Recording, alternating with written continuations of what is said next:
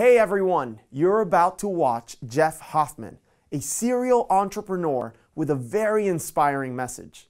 If you want to be one of the founders sitting here in our campus, learning from world-class experts like Jeff, make sure that you apply today at draperuniversity.com. Enjoy the video. Next, customer intimacy.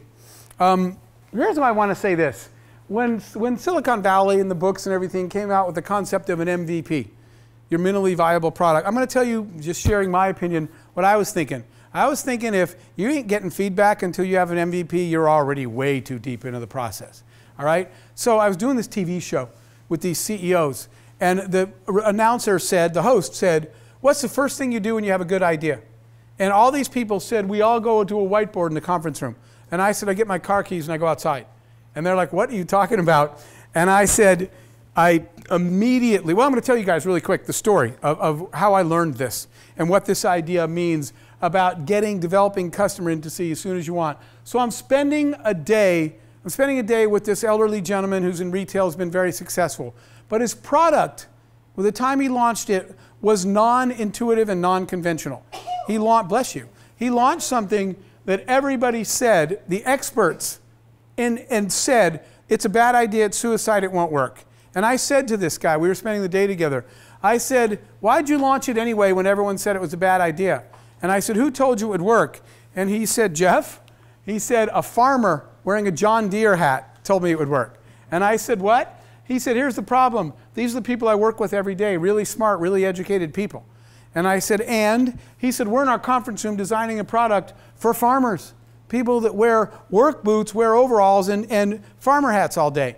And he said, so all the experts thought the product idea was bad. And he said, so here's what I did. I said, what'd you do? And this gentleman said, I bought a John Deere hat and I bought a pair of work boots and jeans. And he said, every other Friday, I would go across town. I would drive to a little diner and I would sit in the diner in my boots and tractor hat, and I would buy people apple pie all day. He said, the farmers told me what to build. And just to give you guys an idea, the guy that I spent the day with was named Sam Walton. And his idea was called Walmart, what became the world's largest physical retail store. And I said, Sam, everybody in the world said, you cannot build big box retail in small town America. And he said, right, but the farmers are the ones I listened to. So you know what we did, even in early Priceline days? I do this now. I would schedule, every time I launched a company, I would schedule every other Friday where I'm out of my office. And you know where I am? I change clothes and I'm hanging out with my customers. By the way, you're not pitching them. In those days, when we were building travel, I would go to a store like Walmart, where discount shoppers were. And I would go, there was Kmart's then. I would go in the produce section with a cart. And I would walk around and pretend like I was shopping and just chat with people. Hey, beautiful weather, what are you doing this weekend? And some people would be like, oh, nothing, we're home, and I'd keep rolling. And somebody would say, planning to go to my sister's wedding, but we can't really afford to get there, so I don't know. And I'd say, really, what were the tickets, right? They don't know you're building a travel company. You're hanging out where they hang out. Because my own friends would have never used the product we were building. The early Priceline product of not knowing where your hotel is, what you're paying, not knowing what airline you're flying, right? I'm chatting with this woman. Our airline product back then, you don't get frequent flyer mileage. You don't know what time you're leaving and what time you're flying. Everybody I know said, that's stupid, no one will do that. This woman in this store, I say to her, you know, well, I said, well, do you care what airline it is? And she said, and I kid you not, well, let me say that. I first said, you know, you could probably get there cheaply. She's like, how cheap? And I said, what can you afford? I'm doing research. She said, maybe $100 a person, not 400. And I said, no one's going to give you a $100 ticket, a $400 ticket for $100. I said, you're going to have to do something. She said, like what? I said, I don't know, get up early? And she said, how early?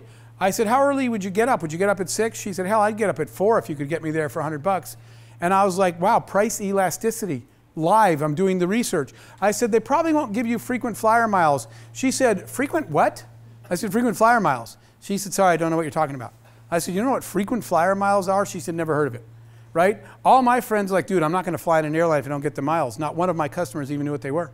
I said, what's your favorite airline? She said, what airlines are there? I said, well, just name one. And she said, okay, America Airways. I said, okay, no. There's US Airways and American Airlines. She said, whatever. My customer doesn't even know with the airlines. They don't know what frequent flyers are, and yet all my friends are saying no one's going to use this. Schedule time outside of your office, outside of your world, to go hang out when I'm there. By the way, you know how we got that NSYNC product right? Because I was there at the beginning when every single major record label passed on Justin Timberlake and NSYNC. The way that we got that right was going and talking to the mothers of teenage girls and saying, what entertainment product do you want, right? Well, we want squeaky clean, cute boys twirling around and singing love songs, all positive music. They said they should never get busted for drugs. They should never be drunk. Did you ever see Justin or any of those kids ever get in trouble any time? The product was designed to what the customer wanted to buy by asking the customer, what is the product that you would actually want by hanging out with them?